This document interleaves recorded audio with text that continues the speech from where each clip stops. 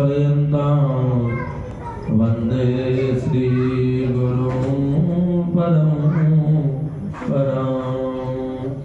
वन्दे श्रीगुरुं परं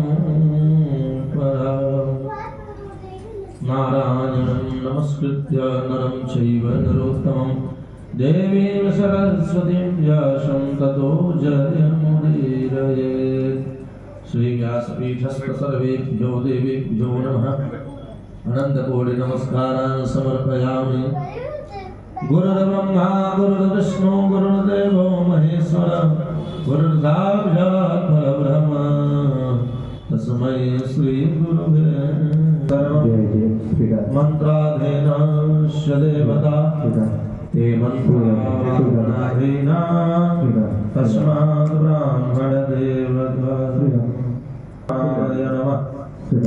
आइए क्योंकि आप श्री राधे सबः श्री भगवानुवाच मत्स्यं कूर्मं वराहं च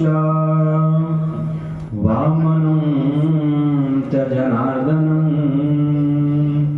गोविन्दं पुण्डरीकाक्षं माधवं मधुसूदनं पद्मनाभं सहस्राक्षं वनमालिं हलायुधं गोवर्धनं ऋषिकेशं वैकुण्ठं पुरुषोत्तमं विश्वरूपं वासुदेवं रामं नारायणं हरिं दामोदरं श्रीधरं च वैदाङ्गं वरुणध्वजः अनन्तं श्रीकृष्णगोपालं जपतो नास्ति पातकं गवां कोटिप्रदानस्य अश्वमेधासतस्य च कन्यादानसहस्राणां फलं प्राप्नोति न मानवः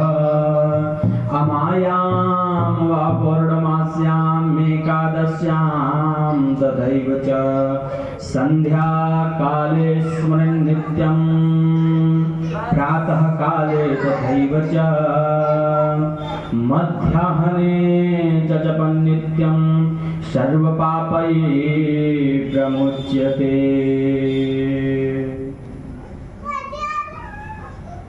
हे हनुमन्त अनंत उदार तुम मेरी कहानी इन्हें भी सुना दो। गया पहित्यागी दियो महावीर अपनाएगा कौन हमें ये बता दो। जीवन का कल्याण करा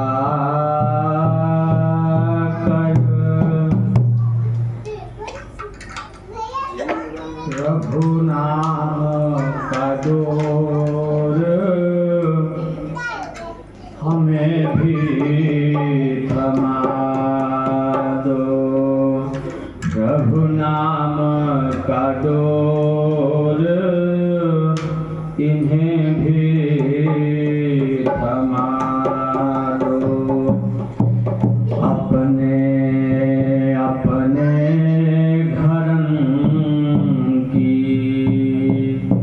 सब काहू को पीर तुम्हें पीर सब घरन की धन्य धन्य रघुवीर। जय गणेश गिरिजा सुवन मंगल मूल महेश। जय जय माता सरस्वती, जय जय भारत देश। लाल देह लालील से आरुधर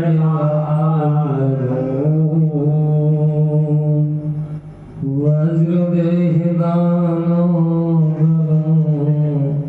जय जय जय कबीर। बोले प्रेम से भक्त वत्सल भगवान की जय जय। अंजनी दुलारे हनुमान रसिया, जय जय अंजनी दुलारे हनुमान रसिया। मेरी विनती बारंबार सुनो पवन कुमार, मेरी विनती बार बार सुनो पवन कुमार। हाथी गदा वज्रधारे हनुमान रसिया, हाथी गदा वज्रधारे हनुमान रसिया। जय जय अंजनी दुलारे हनुमान रसिया, जय जय अंजनी दुलारे हनुमान रसिया।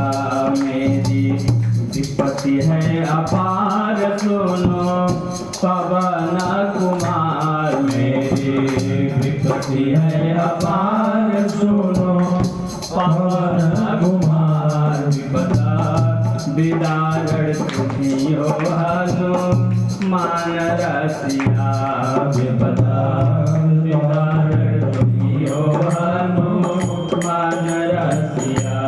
जय जय अंजनी दुलारे हनुमान रसिया, जय जय अंजनी दुलारे हनुमान रसिया। जय जय राम के प्यारे हनुमान रसिया, जय जय राम के प्यारे हनुमान रसिया। जय जय सिया दुलारे हनुमान रसिया, जय जय सिया दुलारे हनुमान रसिया। बोले भक्तवत्सल भगवान की जय, भक्त और भगवान की जय, बाबा विश्वनाथ की जय, काल भैरव महाराज की जय, अपने अपने माता पिता की जय, अपने गुरुजन भगवान की जय। जय जय श्री राधे। आइए कथाओं को प्रारंभ करने से पूर्व भगवत नाम संकीर्तन करते हैं, उसके बाद कथाओं में ओतप्रोत होंगे हम आप। पुनः आइए भगवान का नाम संकीर्तन, दुनिया की सारी मायाओं को भूलकर भगवान का नाम संकीर्तन करते हैं। शास्त्र कहता है कब इसके जिह्वा पे आकर माँ सरस्वती विराजमान हो जाएं, इसीलिए किस पल आकर माँ जिह्वा पर विराजमान हो जाएंगी, उस पल का अनुसरण करते हुए आइए हम सब मिलकर भगवान का नाम संकीर्तन करते हैं। सभी लोग संकीर्तन करते समय तालियों का सहयोग अवश्य दें। शास्त्रोक्त विधान बताएं, शास्त्रोक्त विधान है। शास्त्रों में एक पुस्तक चला जिसका नाम धन्वंतरी रहा। आयुर्वेद की सबसे बड़ी पद्धति रही धन्वंतरी। धन्वंतरी में लिखा गया, क्या लिखा गया? जो प्रतिदिन 7 से 14 मिनट तक लगातार निरंतर ताली बजा ले, उसके शरीर में कंपन का रोग नहीं होता। फिर छात्र और धन्वंतरी ने इतना तक कहा, अगर कोई व्यक्ति अच्छा है ना, तो इसको हल्का डाउन देसी पान का एक पत्ता और सफेद दुर्वा खाने के बाद अगर ताली बजाए तो उसको बीपी का रोग नहीं हो सकता। इसीलिए आइए हम आप ताली का स्वागत करते हुए, मुझे ये नहीं पता कि ताली बजाने से भाग्य परिवर्तन हो जाता है, मुझे ये नहीं पता, पर इतना आयुर्वेद से पता है कि ताली के स्वागत से आपके जीवन का कुछ रोग ऐसा है, सारी हमारे रोगों का केंद्र हमारे हस्त की उंगलियां हैं, उनको करतलबद्ध करते हुए तालियों के साथ गुंजायमान करते हुए भगवान का नाम संकीर्तन करते हैं। श्रीमन नारायण नारायण नारायण, श्रीमन नारायण नारायण भजमन नारायण नारायण नारायण, भजमन नारायण बोलो नारायण नारायण नारायण, बोलो नारायण नारायण नारायण, लिख लो नारायण नारायण नारायण, लिख लो नारायण नारायण नारायण, सोते नारायण नारायण नारायण, सोते नारायण नारायण नारायण, जगते नारायण नारायण नारायण, भगते नारायण नारायण, लिखते नारायण नारायण नारायण, लिखते नारायण नारायण, पढ़ते नारायण नारायण नारायण, पढ़ते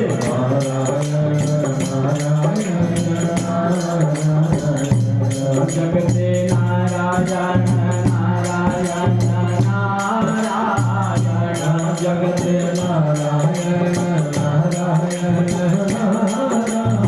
नारायण, होते नारायण नारायण नारायण, होते नारायण नारायण,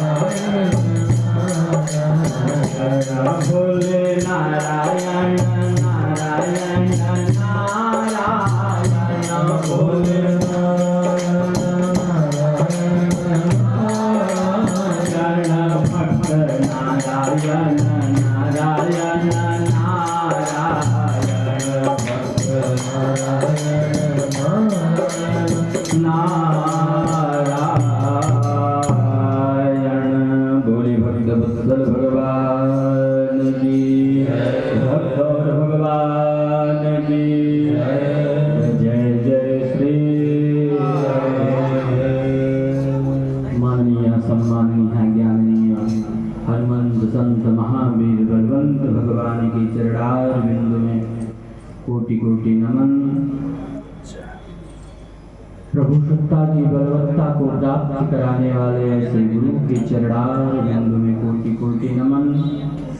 जिन्होंने अपने गर्भ से जन्माने के बाद भगवत नाम संकीर्तन को श्रवण और कहन करने के लिए इस धराधाम पर उपस्थित किया, ऐसे माता पिता के चरणों में बारंबार प्रणाम, सत सत नमन एवं उनको कोटि कोटि साधुवाद। इस धराधाम पर इतने सुंदर मार्ग पर ले जाने की कल्पना करने वाले माता पिता के चरणों में बारंबार दंडवत एवं रुद्र महायज्ञ एवं सतचंडी महायज्ञ में सम्मिलित सभी मूर्धन्य वैदिक विद्वानगण जो अपनी सहायतार्थ इस यज्ञ को परिपूर्ण कर रहे, मानो जैसे लगता है पूरे राम जी के चरणार बिंदु में जामवंत जी उनके दृढ़ ऋण की हड्डी रहे, वैसे इस यज्ञ की ऋण की हड्डी ये आचार्यगण हैं। ऐसे आचार्यगण को कोटि कोटि नमन।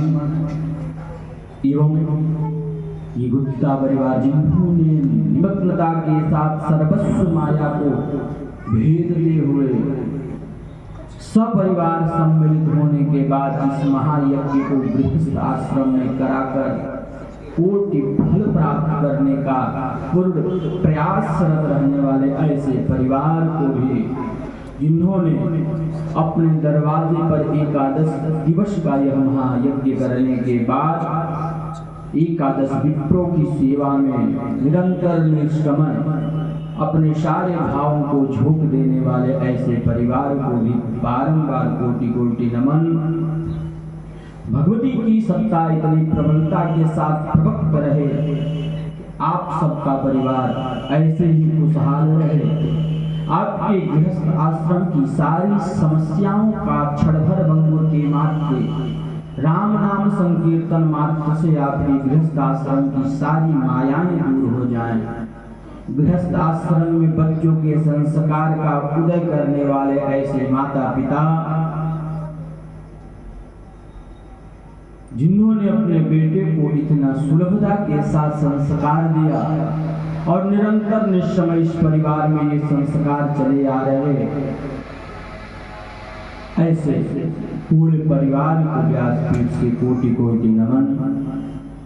एवं उन कागभूषुंडी जी महाराज जो पंछी के रूप में भी जन्म लेने के बाद इस धराधाम पर कथाओं का अवतरण कराया कि हम आप उस कथा का गान करके अपनी रोजी रोटी चलाते हैं, ऐसे महाराज को कोटि कोटि दंडवत। उन सुत जी के माध्यम से, उन गौकर्ण जी के माध्यम से जो पशु पंछी के रूप में अवतार लेने के बाद भी जन कल्याण के हितार्थ नाना प्रकार की कथाओं का जन्म कराया और इस धरा पर लाकर हमें और आपको कृतार्थ किया, ऐसे महापुरुषों को भी बार बार प्रणाम करते हुए हम आप कथा रूपी गंगा में प्रवेश करते हैं। महाराज आपको एक परम सत्य बता, इस धरा पर दो गंगा हुई। कितनी गंगा हुई? दो। याद रखिएगा, या फिर कलम और किताब लेकर कापी लेकर बैठिएगा। मैं कभी भी प्रश्न कर सकता हूं, मुझे उत्तर चाहिए। या फिर अपने मस्तिष्क को इतना मुक्त करके रखिएगा कि मेरे बताए हुए शब्दावली आपके मस्तिष्क में विराजमान रहे। एक राहुल नाम के भक्त हुए, आशीष भैया मिले हुए हैं, आप विश्वास नहीं मानेंगे, उम्र का बहुत छोटा है बच्चा।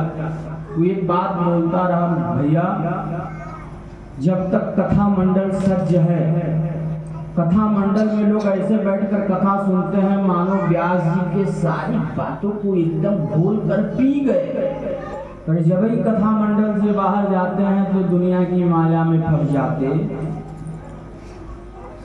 इस धरा पे कितनी गंगा हुई? दो गंगा हुई। कौन कौन हुई? माई बाप भगवान बताते हैं, कथामृतम अस्य गंगाम दर्शनम जल मात्र के। विश्व की पटल पर 3 गंगा हुए, पर धरा की पटल पर केवल 2 गंगा हुए। एक भागीरथी जी के द्वारा लाई गई इस धरा पर जल रूपी गंगा, और एक व्यास जी के द्वारा रचना करने के बाद उनके पुत्र सुखदेव जी के मुखार बिंदु से निकला हुआ कथा रूपी गंगा। दोनों मुक्ति का साधन है, पर दोनों में बहुत बड़ा अंतर है महाराज, बहुत बड़ा अंतर है। इनकी अंतर को देखिए क्या है। भगवान ने कहा, रसस्य मुक्तम जलम। गंगा जल में क्या है? केवल एक रस है। कौन सा रस है? केवल जल का रस है। गंगा जल को पीना है तो केवल एक रस मिलेगा, पर भगवान ने कहा कथा रूपी गंगा को पिएंगे तो क्या मिलेगा?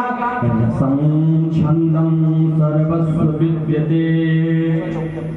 8 रस 9 रस संसार में जितने रस बने हैं वो सारे रस कथाओं में प्राप्त हो जाते। अच्छा, सबसे उत्तम बात इन दोनों गंगा में क्या? जो डूबा वहां रह जाए वहीं पर। जो गंगा में डूबा उसकी क्या हो जाएगी? मृत्यु हो जाएगी महाराज। पंडित जी लोग आएंगे कहेंगे गंगा में कूद कर मरा है, मुक्ति नहीं मिली, नारायण बलि का नाम। पर भगवान कहते हैं जो इस कथा रूपी गंगा में डूबते हैं तो क्या होती है? मुक्ति भया हो जग जान न पाया, अरे परम गति पद परम सुपाया। और जो इस कथा रूपी गंगा में डूबकर अपने भवसागर को पार कर लेता है उसको किसी नारायण बलि की आवश्यकता नहीं पड़ती। अच्छा, ये मत सोचिएगा, हम लोगों को लोग एक बात कहते हैं क्या? उम्र बड़ी छोटी है और सामने वाले की नजर बड़ी खोटी है। लोग सोचते हैं छोटा है। बहुत बड़े कथावाचक को बुलाना चाहिए। मैं एक उपमा देता हूँ। अगर किसी मॉल में जाएंगे तो चकाचौंध में फंस जाएंगे। वहां जितनी वस्तु मिलेगी किसी न किसी की पहनी हुई वस्तु मिलेगी। पर याद रखिएगा, जब किसी एक छोटे से दुकान के पास जाएंगे वस्त्र खरीदने के लिए तो दुकानदार एक बात बोलता है, भैया वस्त्र को देख लीजिए, जब लेना होगा तब पहन लीजिए। वहां जो मिलेगा वो शुद्ध मिलेगा। वैसे ही भगवत कहते हैं छोटे कथावाचक जब मिलेंगे ना तो हम लोग एक दूसरे से बहुत कुछ अच्छा सुनाने के प्रयास दिन रात पढ़ते हैं। क्योंकि एक प्रमोद अग्रहरी जी हुए, वो बीएचयू में आज भी मैथ के प्रोफेसर हुए। वो जब बोर्ड पे पहुंचते हैं तो मुजबानी पढ़ाते हैं, पर वो कहते हैं कि आपके पास आने से पहले मैं खुद 4 घंटे पढ़कर आता। ये विद्वानों का लक्षण है महाराज। भगवान ने कहा ये जो गंगा है ना, इस गंगा में आपको ओत-प्रोत करना होगा। इस गंगा में डूबने के बाद आपको किसी गंगा के पास जाने की आवश्यकता नहीं। जिस दिन भगवान ने आपको इशारा और सहारा दे दिया उस दिन आपका कल्याण हो जाएगा।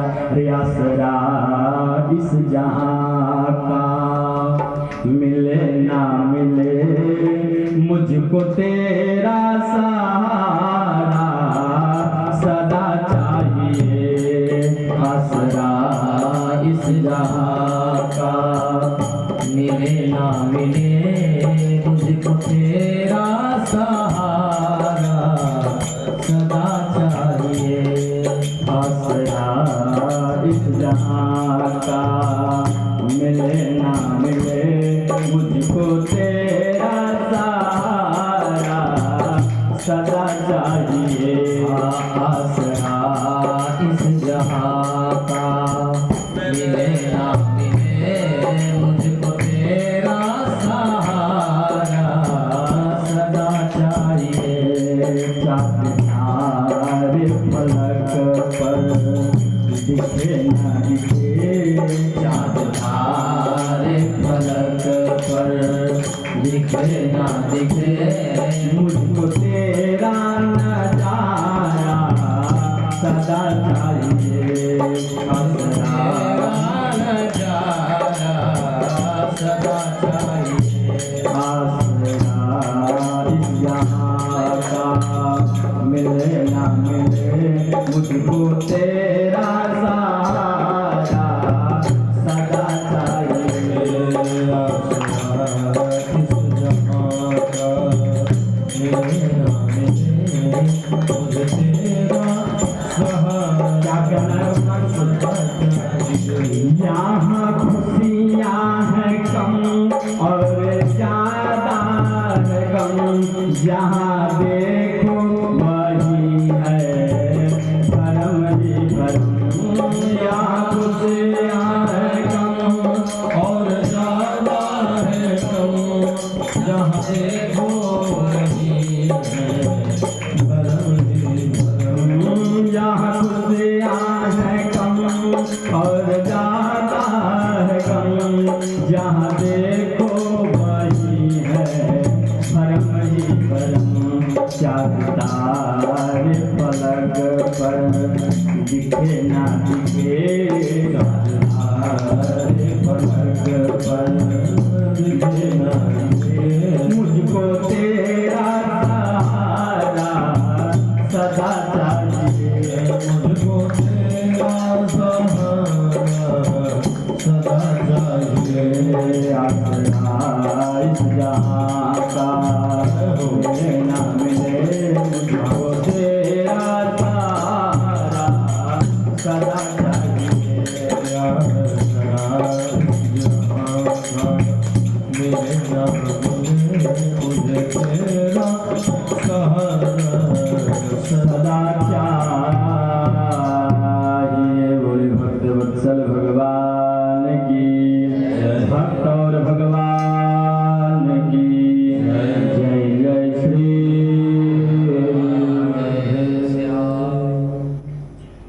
माननीय सम्माननीय, कल हमारे प्रभु का दर्शन हुआ। कथा रूपी गंगा में ओतप्रोत करने के लिए आई हम अब कथाओं में प्रवेश करते हैं। कल श्याम सुंदर महाराज का जन्म हुआ। आज हमें पारिजात वृक्ष तक प्रवेश करना है कथाओं में। कृष्ण कथा सब लोग सुने होंगे। भगवान कृष्ण के मूलभूत अंक को दर्शाने का प्रयास करता हूं। आज भगवान का कारागार में जन्म हुआ और आज जन्म स्थली से कर्म स्थली की तरफ प्रवेश किए। नंद बाबा के दरवाजे पे बड़ा दिव्य उत्सव रचा गया। विगत 7 दिनों तक लगातार उनके गृहस्थ आश्रम में पुत्र रत्न जन्म लेने का उत्सव मनाया। क्यों? क्योंकि उनको 70 वर्ष के बाद कोई संतान प्राप्त हुआ था। 70 वर्षों के बाद चौथे पन में भगवान ने पुत्र रत्न को प्राप्त किया था। और दूसरी बात, ग्वाल वालों के राजा थे और राजाओं के दरवाजे पे जब उत्सव होता है तो प्रजा एक से चढ़कर एक आते हैं उत्सव करने के लिए कि हो सकता है राजा का ध्यान हमारे पे लग जाए और हमारा जीवन का कल्याण हो जाए। सभी अपने कलाओं का प्रदर्शन करते हुए उनके गृहस्थ आश्रम में विगत 7 दिनों तक इन्होंने गृहस्थ आश्रम में नृत्य किया। भगवत की कृपा देखिए, जिस दिन जन्मे उसके अगले दिन पूतना माता का उद्धार किया। सर्वस्व व्यापकम यस्य, पूरी कथानक की विवृत्ति में अगर जिसको हम इत्र बोलते हैं, जिसको आजकल के परिवेश में सेंट बोलते हैं, बड़ा लगाते हैं लोग गमकने के लिए। अगर इसका निर्माण शास्त्रों में कहीं हुआ तो माता रानी पूतना के मुक्ति के बाद हुआ। कैसे हुआ? जब माता रानी की मृत्यु हुई तो विशाल काय थी। गांव वालों ने उनको वृक्षों को काटकर उनके शरीर को उसी स्थान पर जला दिया। जो उससे सुगंध निकल रही थी, जब कभी शव जले उसकी सुगंध को एहसास करिएगा। माताएं तो नहीं जाती, पर पिता जब एहसास करिएगा। हमें शास्त्र ने बांध कर रखा है कि दुनिया की महक से दूर हो जाना, पर शव के जलते समय जो नाकों में आपके सुगंध आए उससे कभी विचलित। 174 चीजों का संकल्प कराया। क्या? कोई गड्ढे में पानी भरा होगा, उस विष्टा के ऊपर से आप मत जाइएगा। कोई आपसे सर्वश्रेष्ठ गुरु खड़ा हो उसकी परछाई को कभी मत नागिएगा। ऐसे ऐसे 174 संकल्प दिलवाए गए। गुरु ने आदेश दिया कि आज यज्ञोपवीत संस्कार होने जा रहा है, इस खड़ाओं को धारण करना है। अब जब तक विवाह नहीं हो जाता तब तक इस चटपटी को आपको हटाना नहीं। क्यों? क्योंकि शास्त्र कहता है कान्हा को धारण कर लिए आप नपुंसक हो जाएंगे। और भगवान ने कहा शास्त्र में काम शक्ति की कोई आवश्यकता नहीं होगी। ऐसे ऐसे संकल्प हम लोगों को दिलवाए जाते हैं। हम लोग उसका अभी तक केवल 74 संकल्पों का वहन कर पाते हैं, बकिया और किसी का नहीं कर पाते, क्योंकि बहुत भारी है और इस समाज में चलना है। वैसे ही जब माँ के शरीर को दग्ध किया गया तो माँ के शरीर से दुर्गंध नहीं निकला, सुगंध निकला। और उसी इत्र को सर्वप्रथम किसी ने लगाया। कृष्णं देवं वंदते पिप्यं सर्वदुष्टं समर्पितम। अगर उस सुगंध को सर्वप्रथम किसी ने धारण किया तो हमारे बाल मुकुंद भगवान ने। हम लोग एक अमेरिका की लेखकी हुई एक नारी, वो लेखनी लिखती है बड़ी उत्तम। उन्होंने एक बात कहा, भारत राम को आदर्श मानता है, वो राम जी नहीं कही। क्यों नहीं कही? कही कि देखिए मैं एक लेखक हूँ, मैं एक पात्र की बात देखती हूँ। उन्होंने कहा भारत राम को आदर्श मानता है, पर राम जैसा सरल होना ये किसी के बस की बात नहीं। ये कहना कि मैं राम हूं, मेरा भाई भरत है, असंभव, ये कभी होने वाला नहीं। आप विश्वास नहीं मानेंगे, नाम नहीं बताऊंगा। सूरत में गया, कथा चल रही थी। आप विश्वास मानिए, सूरत में सबसे बड़े वकील वही है। वहां जितने नेता हैं उनकी सब कुछ देखभाल वही करते हैं। करोड़ों का बिल्डिंग तैयार किए हुए थे तो कथा सुनने के लिए बुलाए थे। अच्छा, बड़ी गंदी आदत, गुरु परंपरा से बंधे हुए हैं। जब मैं निकला तभी से जो मुझे लेकर जा रहे थे उन्होंने कहना प्रारंभ किया, गुरुजी इनके घर में सभी लोग वकालत करते हैं, 11 बच्चे हैं इनके घर में, सभी वकालत करते हैं, इनका परिवार एकदम राम है, इनके पिता साक्षात दशरथ हैं, साक्षात दशरथ हैं। गए तो समर्पण भाव भी बड़ा उत्तम रहा। गुरु जी के जाने, व्यास जी के जाने। अच्छा, आप विश्वास मानिए, शास्त्रों में सबसे बड़ा पद होता है व्यास।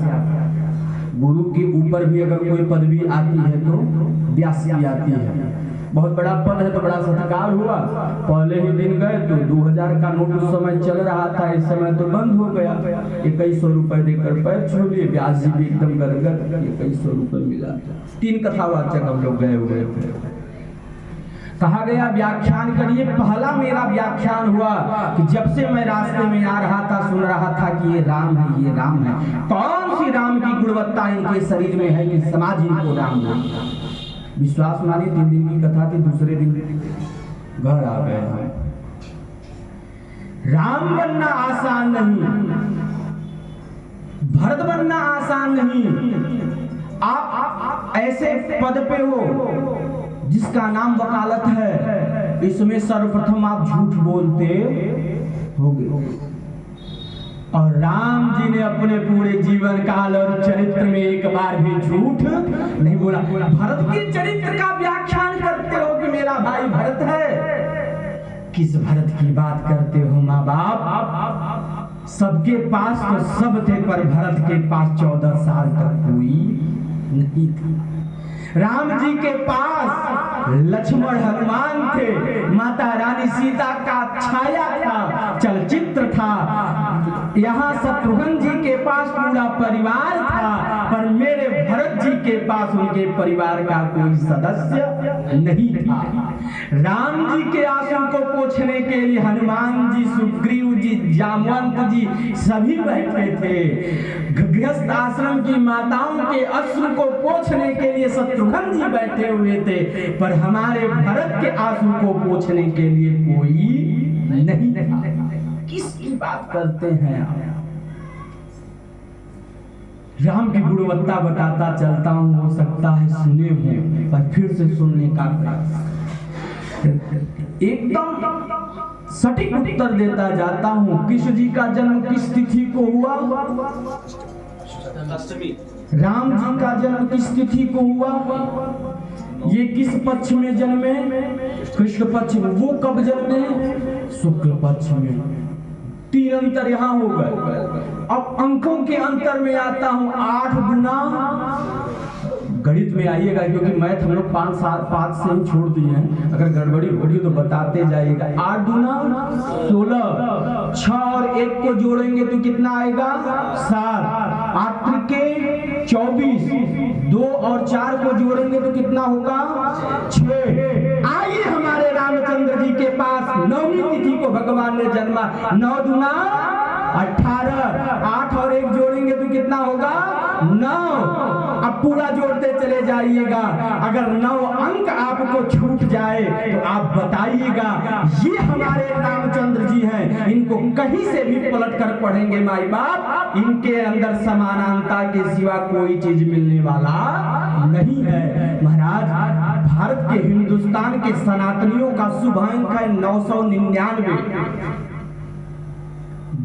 अंक ज्योतिष में हमारे सनातन का मूल अंक है 999। इन तीनों अंकों को जोड़िएगा तो क्या आएगा? 9। जिस अंग्रेज ने अंक ज्योतिष को बनाया, किसी भारतीय संस्कृति में अंक ज्योतिष नहीं है।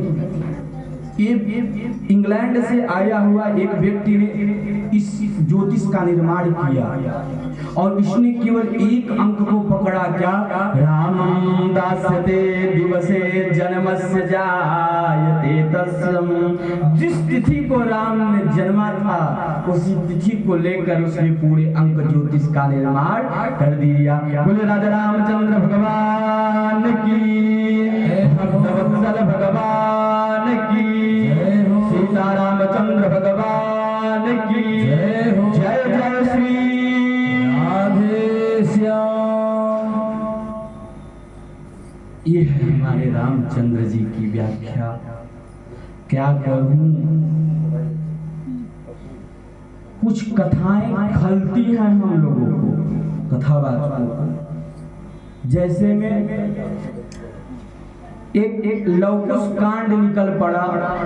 इसमें माता रानी सीता को गांव का कोई एक व्यक्ति बुरा भला बोला तो हनुमान जी आकर बताए तो प्रभु अपनी गर्भवती स्त्री को घर से बाहर निकाल दिए।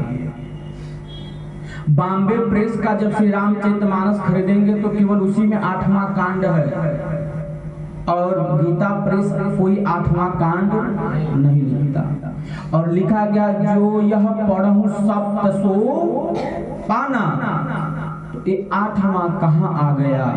दूसरा, लोग कहते हैं वाल्मीकि जी मरा मरा पढ़ते पढ़ते राम राम जपते जपते सिद्ध पुरुष हो।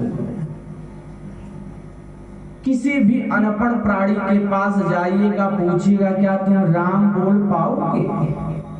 देखिएगा वो बोलता है कि मेरे प्रभु का नाम ही इतना सरल है महाराज, इसको बिना पढ़ा हुआ व्यक्ति भी पढ़ लेता है।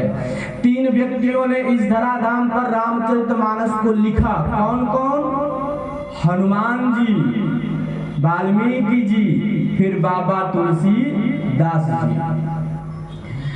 जब वाल्मीकि जी ने रामायण की रचना की तो हनुमान जी के पास गए, कहा प्रभु आपके जैसा विद्वान मुझे इस धराधाम पर नहीं दिखे। तो हनुमान जी ने कहा काम बताओ। तो कहा कि देखिए, जब कोई किसी पद्धति को लिखता है तो विद्वान से जांच कराता है। जब कोई पीएचडी करता होगा तो जब थीसिस लिख दी जाती है तो प्रोफेसर पहले उसको अपने बुद्धि और विवेक से जांचते हैं।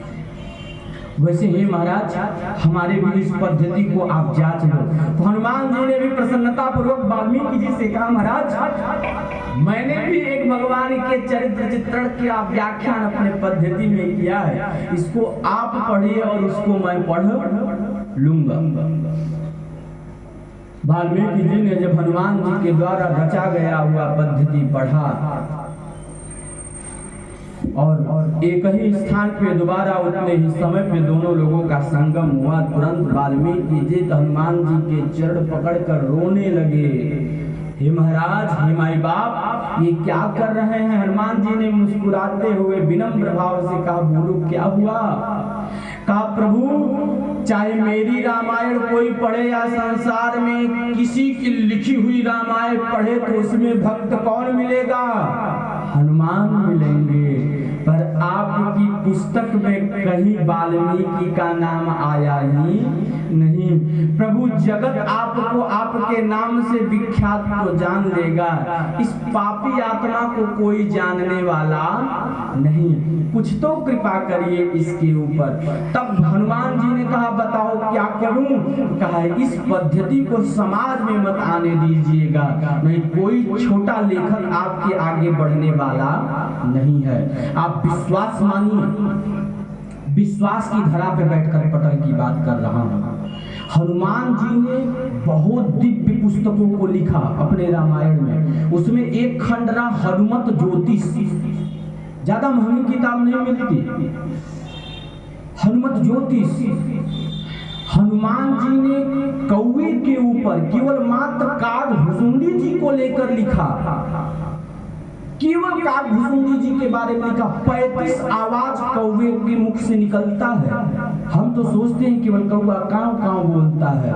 35 आवाज, और भी ध्यान से देखिएगा। और हनुमान जी ने अपनी ज्योतिष में बताया, अगर मार्ग में कौवा मिला और ऐसे ऐसे बोला तो समझ लेना कुछ दूर जाकर ये काम कर लेना, अन्यथा वो काम सफल होने वाला नहीं। इतने बड़े मूर्धन्य विद्वान रहे हनुमान जी, बहुत मूर्धन्य विद्वान रहे। उन्होंने अपने प्रभु के परिवार के ऊपर एक मंडल चक्र बनाया कि उस पे उंगली रखिए, आपके प्रत्येक प्रश्नों का उत्तर मिलेगा।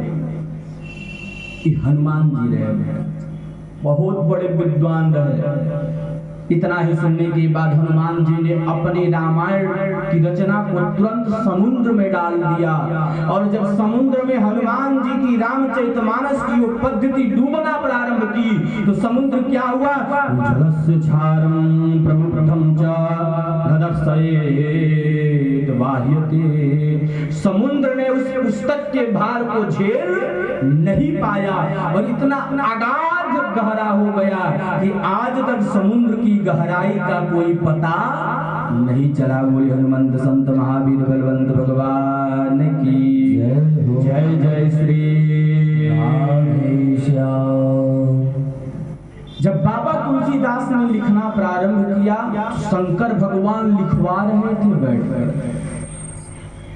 लिखना प्रारंभ किया बाबा जी ने तो प्रभु शंभु ने एक बात बोला, देव प्रियं भाष्यते विष्णु दास्यं संस्कृत भाष्यते।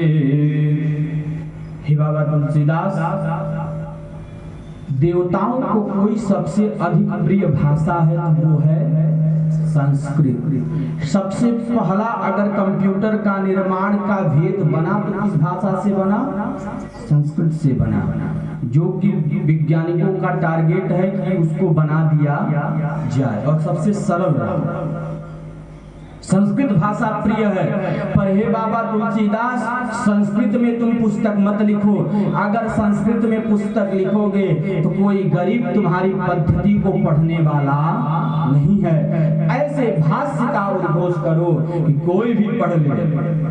अगर गरीब अपने खेत में हल को जोत रहा है और भगवान बरसात नहीं करते तो किसान क्या बोलता है? वही है वही जो राम रुचि राखा। आगे नहीं बोलेगा और बस उतना ही बोलेगा, वही है वही जो राम रुचि राखा। बस आधी चौपाई को भी बोलेगा तो उसका कल्याण हो जाएगा। कुछ भाष्य हम लोगों को पचता नहीं है हमारा, या फिर रत्नाकर डाकू अनपढ़ रहे हो या मौन रहे हो, इसीलिए उनकी भाष्य कलाएं संपन्न हो गई। पर याद रखिएगा, राम और कृष्ण में बहुत बड़ा अंतर है, बहुत बड़ा अंतर है। राम जी के पद चिन्हों या भाष्य चिन्हों पे आप चलने का कलियुग में कभी प्रयास मत कीजिएगा। वो पुत्र जो पिता की वाणी को न समझकर, पिता के सहयोग वाणी को न समझकर वेदना को पढ़ता हो, वो पुत्र है। जब तक लड़के को लड़का कहते रहेंगे, अपने गृहस्थ में जन्मे हुए लड़के को लड़का कहेंगे, तो लड़के का अर्थ ही होता लड़ाई कराने वाला। जब तक लड़के को लड़का बनाकर रखेंगे, वो घर में कलह कलंक को लेकर आएगा। बेटा बेटा कहोगे तो बंटवारा कराएगा। और भगवान स्वयं भू में दशरथ की पुत्र रत्न में प्राप्त हुए थे। और प्रभु की सत्ता माता रानी कैकेयी ने उनसे शब्दावली की कि वनवास भेजना है। पिता ने पुत्र से कहा ही नहीं कि तुम्हारी माँ ने कहा है। लोगों ने कहा दीवार को कान है ना। जब किसी से प्रेम करेंगे, जब किसी से प्रेम करेंगे तो याद रखिएगा, आप कहीं भी रहेंगे, अगर उसको कष्ट होगा तो आपको मिल जाएगा खबर कि मेरे प्रभु सत्ता और मेरे परिवार को कोई कष्ट है। इसी पे एक भजन हुआ, भगत के बस में है भगवान। लगाओ उत्पत्ति। हमारे संतान बिगड़ कब जाते हैं? जब वो स्वतंत्र कक्ष में सोना प्रारंभ कर देते। आजकल के माँ बाप हैं, अपनी अमीरी को दर्शाने के चक्कर में अपने अलग कक्ष में और पुत्र अलग कक्ष में शयन करते हैं। शास्त्र कहता है राम भगवान का जब तक विवाह नहीं हुआ तब तक वो कहाँ सोते थे? पितुपात कीन्हा चरण पद जाया, राम कृपा सम दुर्लभ पाया। ये राम जी थे, वो आजीवन भर दशरथ जी के चरणों में सोते रहे। और जब विवाह हो गया तो माँ ने डांटा, अरे पागल, अब तुम्हें पिता के चरणों में सोने की आवश्यकता नहीं। याद रखिएगा, बच्चों को बता रहा हूँ, फोन चार्ज करने से फोन तो चार्ज हो जाएगा। अगर माँ बाप को चार्ज करना है तो कहीं से आइएगा तो माँ बाप के साथ बैठकर 2-4 बार प्रेम भी कर लीजिएगा। जैसे फोन चार्ज हो जाता है उतना ही बात कर लेने मात्र से माँ बाप भी चार्ज हो जाएंगे। अपने आप को सुदृढ़ता के साथ राम जी का दर्शन कराएंगे तो कभी जीवन नहीं व्यतीत कर पाएंगे। राम जी ने अपने जीवन काल में, लोग कहते हैं बंटवारा बहुत गंदा वस्तु है ना। राम जी के चारों भाइयों की समतुल्य 2-2 पुत्र हुए। राम जी को भी 2 संतान हुए, भरत जी को भी 2 संतान हुए, चारों भाइयों को 2-2 संतान हुए। जब संतान केवल विगत मात्र 9 वर्ष के हुए तो राम जी ने घोषणा की, क्या? दिन्ह पदम पद्मांगिहं भरतलीन पदुजा पदम पराग सुरचि प्रभु देह पदहूं मम जाय। हे भरत, मुझे तुम सबसे प्रिय हो। अपने पुत्रों को जिस दिशा का राज्य देना चाहते हो अब सौंप दो, इनको घर में रहने की आवश्यकता नहीं, बांट दो। जब तक ये बाहर रहेंगे तब तक इनके परिवार में उन्नति और प्रेम बरकरार रहेगा। भरत जी ने कहा मुझे कुछ नहीं चाहिए और मैं आजीवन नहीं लिया तो अब अपने पुत्रों के लिए क्यों मांगू? जो चाहिए वो दे दीजिए। क्या भरत के पुत्र थे महाराज? क्या भरत के पुत्र थे? दुनिया अगर मांगने का समय आता तो आज भी परिवार लोग यही मांगते हैं कि मेन सड़क वाला जमीन मेरे बेटे को मिल जाए, मेरा बड़ा भाई पीछे चला जाए, उसको कोई रास्ता ना मिले तो उसको भी 2 रुपए पैसा लेकर वो भी खरीद ले। ये कलयुग है। पर क्या भरत के पुत्र थे, उन्होंने मांगा क्या राम जी से, देना क्या चाहते हो? मरुस्थल दे दो हमें प्रभु, उसके सिवा मुझे और किसी की इच्छा नहीं है। और भरत के दोनों पुत्र राम जी की आज्ञा का पालन करते हुए मरुस्थल की तरफ प्रस्थान कर गए। कौन कहता है राम के परिवार का अनुसरण कर सकते हैं आप? कभी नहीं कर सकते। इसलिए उस कवित्री ने कहा, जिस दिन भारत के जन समुदाय के गृहस्थ आश्रम में कृष्ण का अनुसरण होना प्रारंभ हो गया, वो घर कलह और कलंक से मुक्त हो जाएगा। कृष्ण जी के अंदर ये गुणवत्ता रही, क्योंकि ये जब जन्मे तब से ही कहा, अहमो द्वितीयम नास्ति, मैं भगवान हूँ, मुझे पहचानो, मेरे सिवा इस संसार में और कोई नहीं। बचपन से पहले दिन ही पूतना का वध किया भगवान ने। और आज भगवान के नंद भवन में उत्सव मनाया जा रहा है, और आज आपके घर में भगवान का जन्म हुआ। आइए भगवान के उत्सव के बाद पुनः कथा में प्रवेश करते हैं। अरे नंद को अंगना धन्य भयो है, नंद को अंगना धन्य भयो है, श्री कृष्ण कन्हैया को जन्म भयो है। नाचो रे नाचो जय जयकार के, बधाई बाजे अंगना में, बधाई बाजे अंगना में। नंद को अंगना धन्य भयो है, श्री कृष्ण कन्हैया को जन्म भयो है। नाचो रे नाचो जय जयकार के, बधाई बाजे अंगना में, बधाई बाजे अंगना में, बधाई बाजे अंगना में। मुझसे खबर ये सबको सुनाओ, खबर ये सबको सुनाओ, सागर शंख नगाड़े बजाओ, सागर शंख नगाड़े बजाओ। मुझसे खबर ये सबको सुनाओ, खबर ये सबको सुनाओ, सबको सुनाओ बाबा, सबको सुनाओ, सबको सुनाओ बाबा, सबको सुनाओ, सबको सुनाओ बाबा, सबको सुनाओ, सबको सुनाओ बाबा, सबको सुनाओ।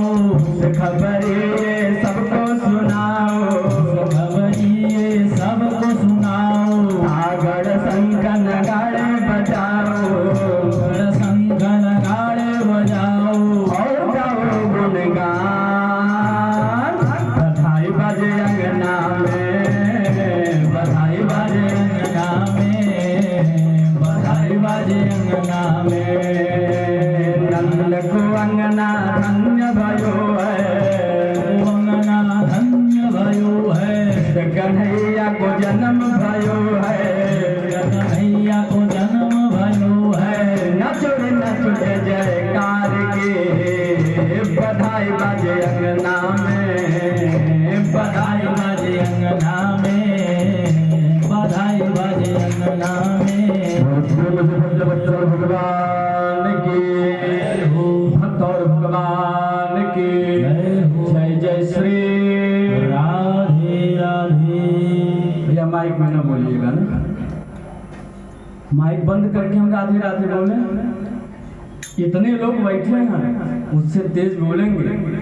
और आप विश्वास मानिए, हम लोग 365 दिन में 300 दिन एक मीटिंग भोजन करते हैं। ये मोटापन देखकर मत सोचिएगा पंडित जी इतने मोटे हैं और कह रहे हैं बस व्रत रहते हैं।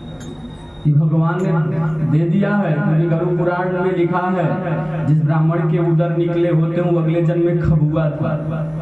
तो मान लीजिए हम लोग अगले जन्म से खाकर आए हुए हैं, इसीलिए मोटे हैं। आप विश्वास मानिए, गुरुजी ने आदेश दिया 150 दिनों तक आपको घर का त्याग करना है और 4 रोटी भिक्षा में मांग कर खानी है, चाहे जली मिल जाए चाहे फटी मिल जाए, और गंगा के किनारे सोना है।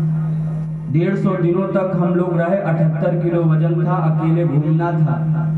घर से फोन, दुनियादारी, गृहस्थ आश्रम को छोड़कर 150 दिनों के लिए निकल गए। देखेंगे तो इतना बड़ा बड़ा बाल दाढ़ी सब हो गया था। माँ रोने लगी प्रयागराज में आकर, तब गुरुजी ने आदेश दिया कि संन्यास आश्रम में नहीं जाना, जब तक माता जी रहेंगी तब तक तुम संन्यास नहीं ले सकते। गुरुजी ने आदेश दिया। 78 किलो के थे, 150 दिन के बाद केवल 70 किलो के ही रहे।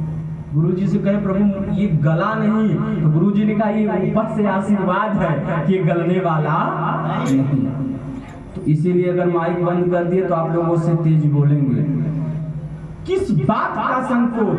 युद्ध करना होगा, पति को डांटना होगा तो आवाज ऐसी निकलेगी कि पड़ोसी भी सुन जाए। और राधे राधे बोलने में शर्म लग रही है। यहाँ जिसको लगा शर्म उसका फूटा, इसीलिए कुछ नहीं करना है। माइक में कोई राधे नहीं बोलेगा, आपको बोलना है। देखता हूँ कितना तेज आवाज आती है आपकी। बोलिए एक बार प्रेम से श्री राधे। जी, इसकी भक्ति की रसातल में हम प्रवेश करते हैं, पुनः और खोज करते हैं। मूल कथाओं की तरफ बढ़ता हूँ। यहाँ भगवान कृष्ण कन्हैया का जन्म हुआ, वहाँ माता रानी राधा का जन्म हुआ था। कृष्ण जी के जन्म लेने से पहले कितने साल पहले राधा का जन्म हुआ? 7 साल पहले। कितने साल पहले? 7 साल पहले। याद रखिएगा, हम पूछ सकते हैं प्रश्न बाद में। 7 साल बड़ी है राधा रानी कृष्ण जी से, पर 7 सालों में माता रानी के नेत्र नहीं खुले। क्यों नहीं खुले? वो इंतजार कर रहे थे जब तक मेरा प्रियतमा नहीं आएगा, ये मेरे नेत्र और किसी को देखने वाले। जब प्रियतमा का जन्म हुआ, इनके दर्शनार्थ जब प्रभु सत्ता गई, तब राधा रानी के नेत्र खुले। भगवान का 70 दिनों के बाद नामकरण संस्कार कराया गया। 70 दिन के बाद। अच्छा, आजकल का बड़ा अच्छा आशीष भैया, एक सबसे गंदी इस समय प्रथा चल पड़ी। क्या?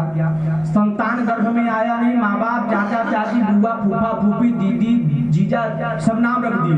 लड़का होगा तो ये, लड़की होगी।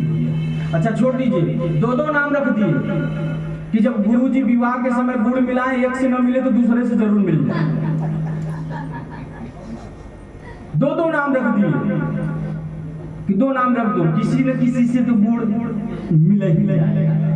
नहीं मिलेगा तो इतना तब लोग कहते हैं अच्छा ही बताइए कौन सा नाम रख दिया जाए कि मिल जाएगा। क्योंकि परिवार बड़ा उत्तम है, विवाह करना है, हमें श्रेयस्कर है। शास्त्र कहता है अछूत में रखा हुआ नाम राम भी रख देंगे, उस जन्मने के बाद उस बच्चे के ऊपर केवल घातक होगा, वो मरा ही प्रयोग होगा, वो राम का कोई पद देने वाला नहीं है। और शास्त्र कहता है गर्भ में आने के बाद और जन्मने के 12 दिनों के बाद तक उस गृहस्थ आश्रम में उस माँ के ऊपर छूतक लगा रहता। उस समय तो नामकरण संस्कार बिल्कुल नहीं करने चाहिए। उस समय का रखा हुआ नारायण शब्द भी नाद के समान हो जाता है। ये ज्योतिष कहती है, हमारे गुरुदेव ज्योतिष के मूर्धन्य विद्वान है। नामकरण संस्कार शास्त्र कहता है हमेशा 12 दिनों के बाद करना चाहिए। आज प्रभु का नामकरण संस्कार 70 दिनों के बाद हुआ है। कृष्ण कन्हैया लाल रखा गया है, नाना प्रकार का इन्होंने लीला किया है। आज गौ चराने के लिए प्रभु निकले हैं। एक दिन की बात है, उन्होंने क्या देखा कि एक कोई गुरुजी एक शिला पर विराजमान होकर कोई बांस की छड़ी अपने मुख में लगाकर बजा रहे थे। कृष्ण जी ने कहा कि ये ध्वनि मुझे बड़ी अच्छी लग रही है। कृष्ण जी उस गुरु जी के चरणार बिंदु में प्रवेश किए और गुरु जी से कहा प्रभु जो आप जिस ध्वनि को बजा रहे हैं मुझे सीखना। और वो इंतजार ही किसका कर रहे थे? प्रभु कन्हैया का इंतजार कर रहे थे। भी बताऊंगा कि ये कौन है। प्रभु ने कहा ठीक है, कल प्रातः काल आइएगा, जब सूर्य लालिमा लेने वाले हैं उसके पहले आइएगा। शास्त्र कहता है प्रातः काल 3:45 के बाद शास्त्र प्रातः काल मान लेता है। और इस समय 3:45 में 7:36 पढ़ा हुआ ज्ञान मूर्धन्य विद्वान जन्माता है। ये मूल समय है। आजकल रात को बच्चे पढ़ते हैं। प्रभु कहते हैं कॉन्सेंट्रेट नहीं हो पाता है दिन में पढ़ने।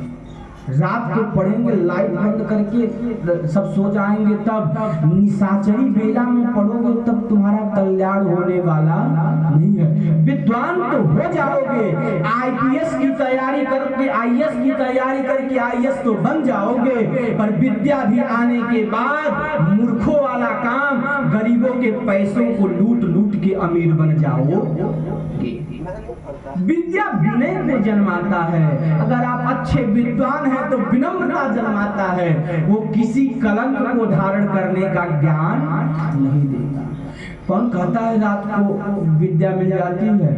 आप विश्वास नहीं मानेंगे, रात भर पढ़ने के बाद रात्रि बनी ही शयन करने के लिए है, रात्रि बनी ही निद्रा माता को नेत्र में आने के लिए है। समयानुसार शास्त्र कहता है 11:45 रात्रि के बाद सोने वाला व्यक्ति, वो कितना भी भक्तिमान हो, उसकी गति हमेशा अधोगति को प्राप्त होती है।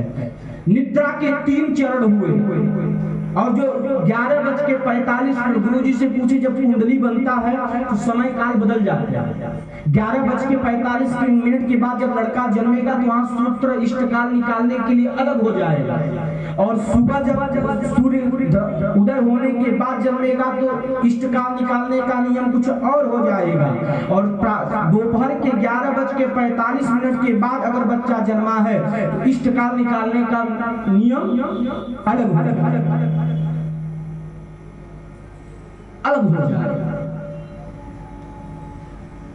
और गुरु ने कृष्ण कन्हैया लाल को इसी मुहूर्त में बुलाया।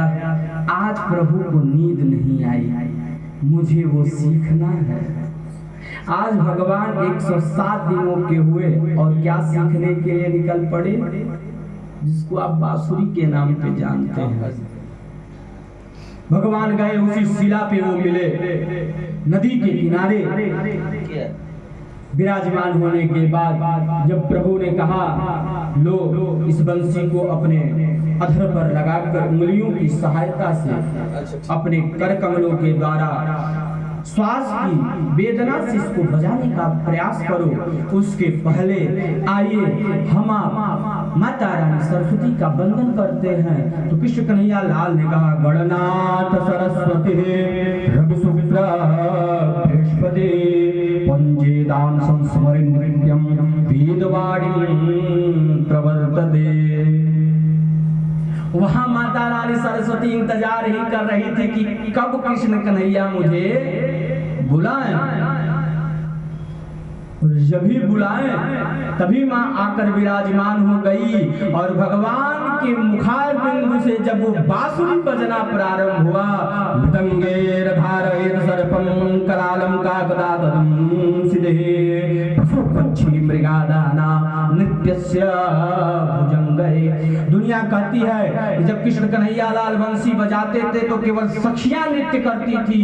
कौन कहता है भगवान की बंसी का इंतजार सर्प, बिच्छू, जल, गगन, आकाश, वृक्ष, मनुष्य, जंग सब इंतजार करते थे कि कब भगवान बंसी को बजाएं।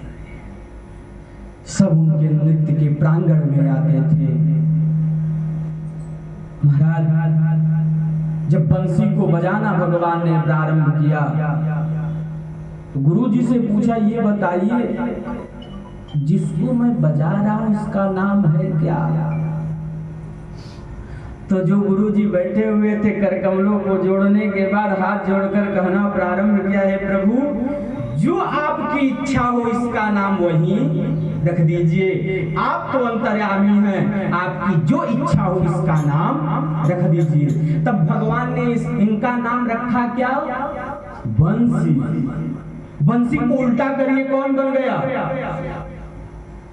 बंसी को उल्टा करिए क्या शब्द बना? साक्षात शंभु भगवान को अपने ज्ञान की वेदना से मुरली बजाने सिखाने आए हुए थे। और जब भगवान जाने कि भगवान साक्षात शंकर मुझे ज्ञान देने के लिए आए हैं और जो ये बांसुरी है साक्षात शंभु है, तो उन्होंने उनका नाम भी रख दिया शिवम केवलम बंसिम धारये तमम प्रिय भक्तये। हे प्रभु आप मेरे प्रिय भक्त हो, हे महाराज आपके ही नाम पे मैं इसको बंसी का नाम देता हूँ। प्रेम से शंकर भगवान की, भक्त और भगवान की जय जय श्री। कथाओं को और आगे लेकर चलता हूँ। भगवान शास्त्रोक्त विधान से कंस को मारने के लिए 11 वर्ष में घर का त्याग कर दिया। कितने वर्ष में? 11। कहीं कहीं लेखनी आती है 7 वर्ष, मैं मान लिया पूर्ण वर्ष 11। राधा रानी कितने साल बड़ी थी कृष्ण जी से? 11 में 7 जोड़ेंगे तो कितना होगा? 18 तैयार हुआ। बताइए माई बाप, जो टीवी सीरियल वाले राधा रानी और कृष्ण के प्रेम का व्याख्यान करते हैं, 11 साल के बच्चे में और 18 साल की कन्या में कौन सा प्रेम और लगाव होगा? एक कौन सा राधा कृष्ण करके सीरियल चला, उंगली पकड़ाकर राधा रानी को नचा रहे हैं भगवान। और हम सनातनी हैं, हमारे धर्म का अपमान होता रहता है, फिर भी हम को ऐसे दिखाकर हंसते हैं और सीरियल देखते हैं। आप विश्वास मानिए, गीता प्रेस से मेरे ऊपर 3 केस है, जाकर गीता प्रेस और बॉम्बे प्रेस से पूछेंगे तो बताएंगे मेरा नाम। मैंने कुछ किताबों के ऊपर तो ऐसे ही क्लेम ठोक दिया, लोगों ने कहा जो लिखा है वो गुजर चुके हैं। मैंने कहा जो इसके पैसे का उपभोग कर रहा है वो मुझसे केस लड़े। अपमानस्य। आप विश्वास मानिए, ये हिंदुस्तान है। इंडिया कहने पर हम खुशनसीब समझते हैं, पर हिंदुस्तान कहने पर अपने आप को बदनसीब समझते हैं। अच्छा, आप लोग तो उसके विक्रेता हैं। भारत में हिंदुस्तान नाम का लेटरिन का पार्ट बनता है महाराज, बाथरूम का। उसके ऊपर भी हमने केस किया। त्रिभुवन तिवारी करके दरोगा थे, वो हमारे ऊपर भी कर दिया, कहे कि आपको कोई काम नजर नहीं आता। हमारे हिंदुस्तान में तिरंगा नाम का गुटखा बनता है और इसके संचालक, दोनों के संचालक मुसलमान है। इसको नेट पे डाल दिया। ये हमारे धर्म और धरोहर को, हमारे तिरंगा के उस, कभी गूगल पे डालिएगा, वो तिरंगा नाम का गुटखा जब आएगा तो 3 रंग, जैसे हमारे तिरंगा में वैसे 3 रंग आ जाएगा। ये भारत है, यहाँ केवल अपने से लोगों को महत्व है और किसी से महत्व नहीं है। यहाँ लोगों को अपने कपड़े प्रेस चाहिए, दूसरे के कपड़े प्रेस हो या ना हो। ये धरा है, पर प्रभु सत्ता की बलवत्ता है। जो प्रेम राधा रानी और कृष्ण का लोग दर्शाते हैं माई बाप, वो कोई प्रेम नहीं रहा। लोग कहते हैं राधा रानी कृष्ण जी का विवाह हुआ, धराधाम पर कहीं नहीं हुआ। किसी भी पद्धति को पढ़िएगा, ब्रह्मलोक में इनका विवाह हुआ है। कहाँ हुआ है? ब्रह्मलोक में। पर धराधाम पर मेरे प्रभु और प्रमाणित करता चलूंगा। क्यों? आज प्रभु कंस को मारने के लिए निकल पड़े। जब सब लोग सुने कि भगवान जा रहे हैं, तो सारी गोपियां आकर भगवान से कहने लगी, हे प्रभु कहाँ जा रहे हो? कहा जा रहा हूँ कंस जी का उद्धार करने, अपने मामा का उद्धार करने। कहाँ जा रहे हो? कहा जा रहा हूँ। कब आओगे? कब आओगे? तो भगवान ने कहा विगत 3 दिनों के बाद चला आऊंगा। सब रो रही हैं, सच में आओगे ना? आऊंगा। और भगवान जब कंस को मारकर द्वारकापुरी का निर्माण किए, उद्धव जी जब मिलने के लिए आए, सखियों ने पूछा उद्धव जी से, क्या? अरे मुरली बजा के मोहन क्यों कर लिया किनारा, अपनों पे हाय कैसा व्यवहार है तुम्हारा। मुरली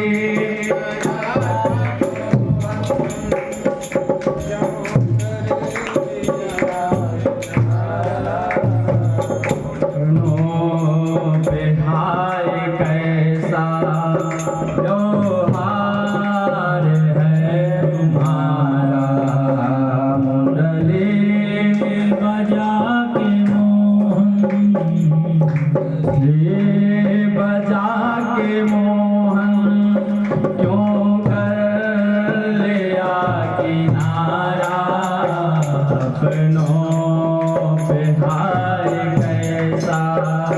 व्यवहार है तुम्हारा सिहार कैसा व्यवहार है तुम्हारा। पूछती है मधुबन तुम्हें बताओ मोहन कहाँ गया है। मधुबन तुम्हें बताओ मोहन कहाँ गया है। कैसे जुलझ गया है कोमल बदन तुम्हारा।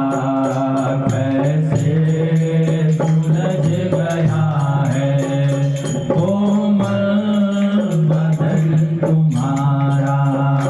मुरली बजा के मोहन क्यों कर लिया किनारा।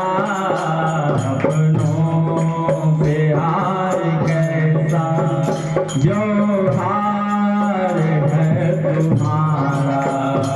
मुरली बजा के मोहन क्यों कर लिया किनारा। अपनों से हार कैसा व्यवहार है तुम्हारा। यमुना तुम्हें बताओ छलिया कहाँ गया। यमुना तुम्हें बताओ छलिया कहाँ गया है। कैसे जुलझ गया है कोमल बदन तुम्हारा। कैसे सुलझ गया है कोमल बदन तुम्हारा। कहती है कहाँ कर रही हूँ। ढूंढा गले गले में खोजा डगर डगर में। ढूंढा गले गले में ढूंढा डगर डगर में। मन में यही लगन है दर्शन मिले दोबारा। मन में यही लगन है दर्शन मिले दोबारा। मुरली बजा के मोहन क्यों कर लिया किनारा। अपनों पे हाथ ऐसा व्यवहार है तुम्हारा। मुरली बजा के मोहन क्यों कर लिया किनारा।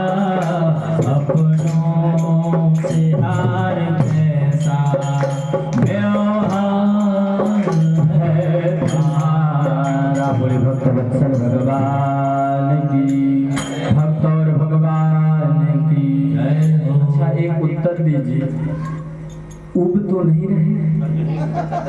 हाँ? पक्का कथा और चलनी चाहिए। क्या बात है। शिवांगमय प्रतिमूर्ति को देखकर बड़ा अच्छा लगा। आप कहते भी कि नहीं सुनाना है तब भी हम सुनेंगे। फिर भी आपने कहा सुनाता सुनाने के लिए अग्रिम। भगवान ने मथुरा से प्रस्थान किया तो द्वारिकापुरी का निर्माण किया। भगवान ने 16,108 कन्याओं से विवाह किया। अच्छा आजकल कुछ धर्म वाले ऐसे हैं मंच पे बैठने के बाद कहते हैं कि ये अपने भगवान को भगवान कहते हैं। 16,108 विवाह किया तब तो नहीं कुछ खला। प्रमाणित करता चलता हूँ कि मेरे भगवान भगवान हैं, उसका प्रमाण भगवान ने स्वयं दिया है। प्रभु सत्ता की बलवत्ता देखिए। एक दिन नारद जी भागवत की लेखनी है, और जो हरिवंश महापुराण इसमें भी लिखा है, इसमें तो और बृहद लिख दिया। भागवत में तो संक्षिप्त में कर दिया गया, इसमें तो और बृहद लिख दिया। नारद जी एक दिन भगवान के पास आए, उनसे कहा प्रभु अच्छा ये बताइए, कहा क्या बोलो। शंकर भगवान एक पति पत्नी परायण है, पार्वती माता उनकी एक धर्म पत्नी है, रोज नाक में तंग करके रखते हैं उनको, कभी कुछ ये चाहिए तो कभी कुछ वो चाहिए, कभी भजन चाहिए, कभी भक्ति चाहिए। विष्णु जी की भी एक ही प्रिया है, वो भी परेशान रहते हैं लक्ष्मी जी से। ब्रह्मा जी महाराज की भी एक ही प्रिया है, वो परेशान रहते हैं। प्रभु आप इतनी नारियों महारानियों के साथ, पटरानियों के साथ कैसे खुश रहते हैं? आपको हमने तो रोता हुआ कभी देखा ही नहीं। तो कृष्ण कन्हैया लाल कहे क्या विचार है? पत्नियों के द्वारा प्रताड़ित किया जाऊंगा तभी तुम्हें खुशी मिलेगी। कहा नहीं प्रभु, मैं समाज से को दर्शाना चाहता हूँ कि आप अपनी धर्म पत्नियों के साथ कैसे रहो जैसे कृष्ण भगवान रहे हैं, तभी तो पत्नियां सिर पे नृत्य नहीं करेंगी। कहा प्रभु अपना कारण तो बता दीजिए। प्रभु सत्ता की बलवत्ता देखिए। नारद जी ने पूछा कि आप अपनी इन सारी धर्मपत्नियों के साथ कैसे रहते हैं? कृष्ण कन्हैया लाल ने एक बात बताई, कहा हे नारद, क्या आप नहीं जानते क्या मैं शुरू से एक बात बोलता हूं कि मैं भगवान हूं। तुम्हें मेरे भगवान होने का प्रमाण चाहिए। नारद जी से कृष्ण कन्हैया लाल ने कहा क्या अब आप जैसे भक्त को भी भगवान का परिचय चाहिए? नारद जी अपने मुखमंडल को नीचे करके कहे गुरुदेव ऐसी कोई बात नहीं, भक्त भगवान का कभी परीक्षण नहीं करता। आप विपत्ति दो, आपत्ति दो, कष्ट दो, पर जीवन भर मैं यही मानूंगा कि मैंने अपराध किया है पर मेरे स्वामी ने कोई अपराध नहीं किया, पर क्या करूं?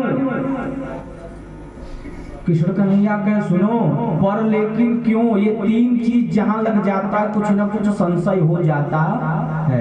पर लग जाए, लेकिन लग जाए, क्यों लग जाए तो मानिएगा कोई ना कोई उत्तर आपको देना पड़ेगा। नारद जी ने कहा पर क्या करें, ये समाज अभी भी आपको भगवान मानने के लिए तैयार नहीं है।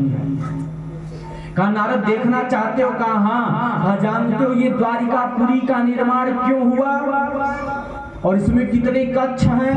कहा कुछ नहीं पता, कहीं कहीं शास्त्रों में लिखा गया 18,000 कक्ष द्वारिकापुरी में रहे। और मेरी धर्मपत्नियां कितनी है? 16,100। कितने अभी कक्ष बाकी हैं जोड़ लेना। अब नहीं, मैथ बड़ा कमजोर है। भगवान ने कहा इतने कक्ष हैं, तो कहा इतना कक्ष बनवाने की आवश्यकता जानते हो क्यों पड़ा?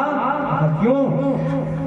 आज भगवान भक्त के हाथों को पकड़ते हैं।